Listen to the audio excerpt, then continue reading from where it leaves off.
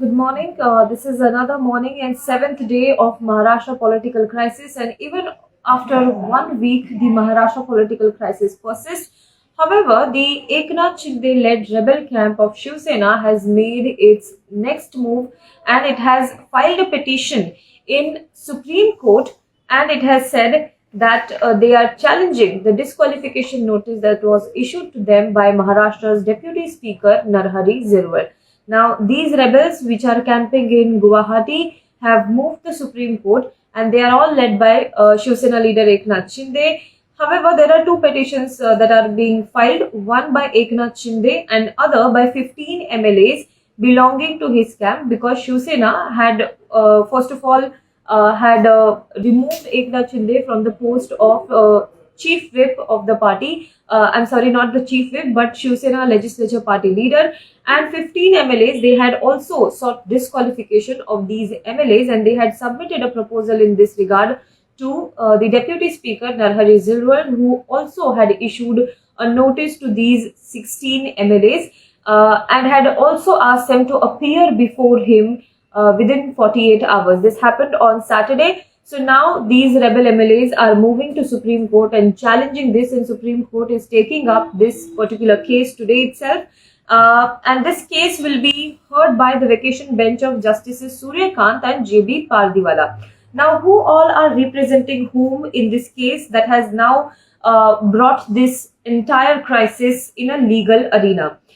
So basically, Harish Salve, the former Solicitor General of India, will represent Eknath Shinde camp, and former Congress leader Kapil Sibal will appear for Deputy Speaker, in this case Narhari Zirwal, whereas Congress MP Abhishek Manu Singhvi will appear for Shiv Sena. So basically, it is Harish Salve who is representing the Eknath Shinde rebel camp, versus it is Kapil Sibal of formerly with the Congress party, and Abhishek Manu Singhvi, who will appear for the Uddhav Thackeray faction.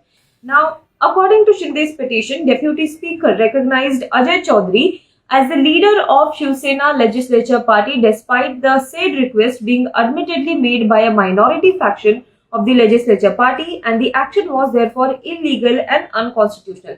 Now, Eknath Shinde in his petition has said that the Deputy Speaker of Maharashtra Assembly has appointed Ajay Choudhary. He has accepted the proposal from Shiv Sena Uddhav Thackeray faction to make Ajay Choudhary as the Legislature Party leader of the party in Assembly in place of Eknath Shinde, despite knowing that they do not have the numbers that are required. He claims that he has 2/3 of majority with him.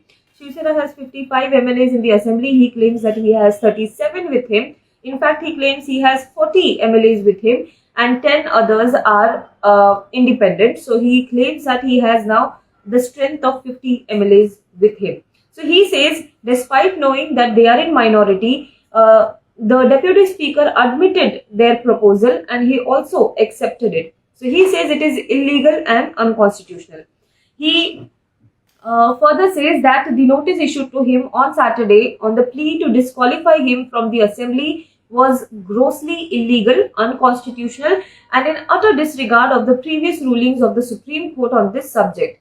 He further says that it is common knowledge that the current government in the state of Maharashtra, led by Mahavikas Aghadi, has lost the majority in the House, as 38 members of Shiv Sena Legislature Party have withdrawn their support, and thus bringing it below the majority in the House.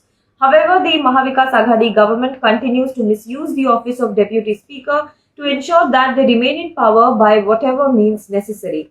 He further says that disqualification notice is a classic example of Deputy Speaker acting hand in glove with the government in attempt to hastily disqualify him along with other supporters, and the disqualification rules and the Maharashtra Legislative Assembly rules are sought to be completely bypassed.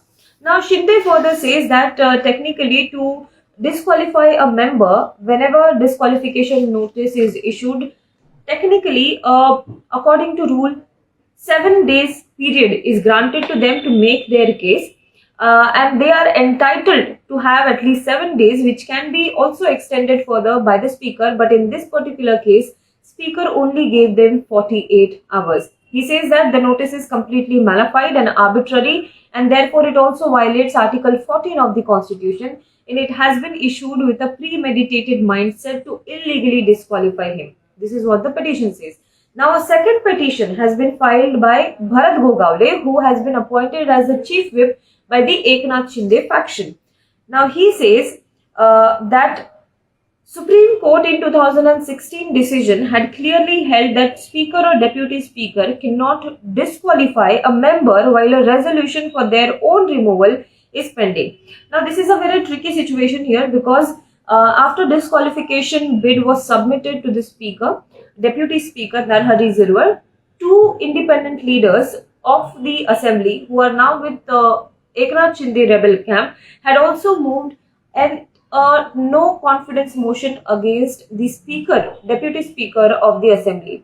Now, Shinde camp has claimed that, as I said, it has 40 of Shiv Sena's 55 MLA, and it also includes Minister for Higher Education and Technical Education Uddhav Samant, who flew to Guwahati to join the rebels on Sunday. So, on Sunday, stream of leaders quitting Shiv Sena Uddhav Thackeray camp and joining the rebel MLAs in Guwahati increased. One more minister, Uddhav Samant, who is the, as I said, Higher Education and Technical Education Minister in Maharashtra cabinet, Uddhav Samant, he went and joined the rebel MLAs in Guwahati.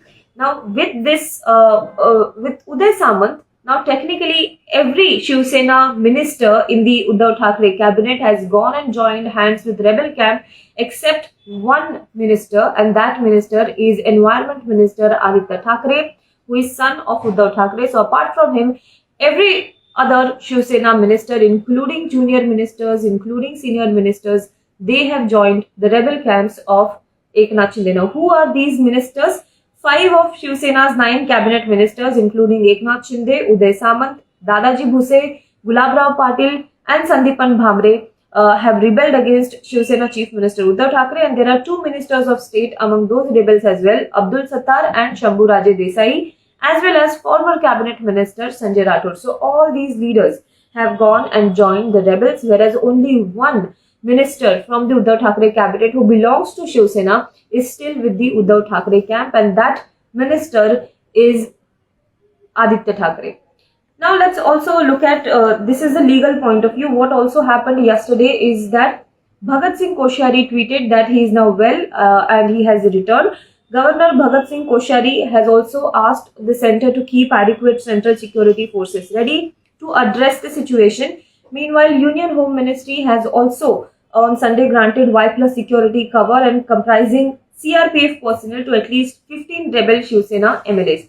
These MLAs, in fact, Eknath Shinde had claimed on Saturday that their security cover was withdrawn by the Chief Minister and Home Minister of Maharashtra, and he had complained that this is a serious threat to their families and themselves also.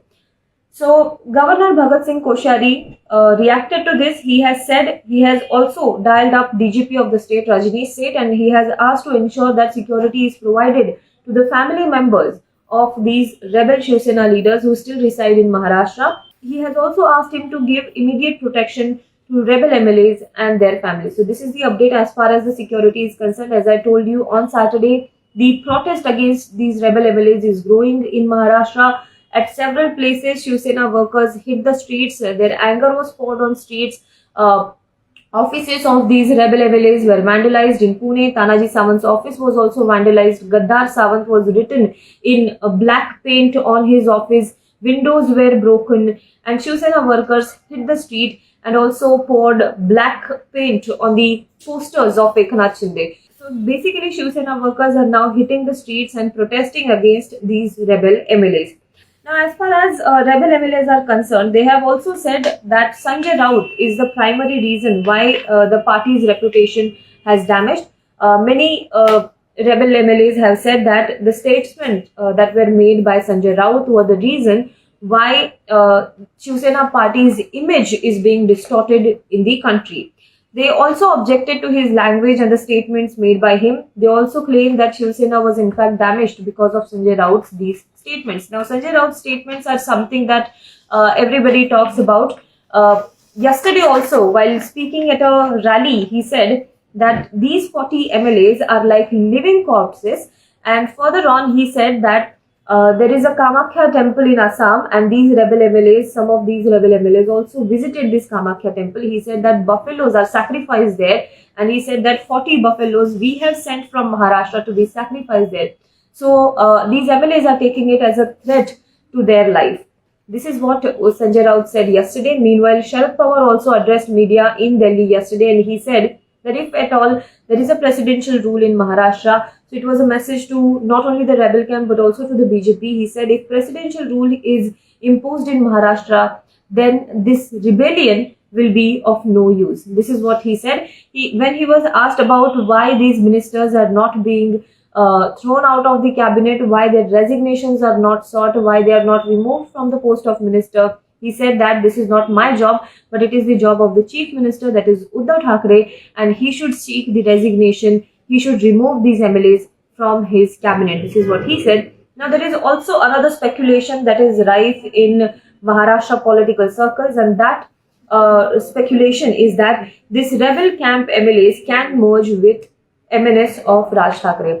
Now, why these speculations are doing round is because of the Schedule 10th of the Constitution. According to Schedule 10 of the Constitution, these rebel MLAs cannot form their own separate block and exist like that. They have to merge with another party, or they have to form another party. So, if they have to merge with another party, which party will it be? Either it will be BJP, they will have to merge with BJP, they will have to merge with any other party like Prahar Party of Bachchu Kadu.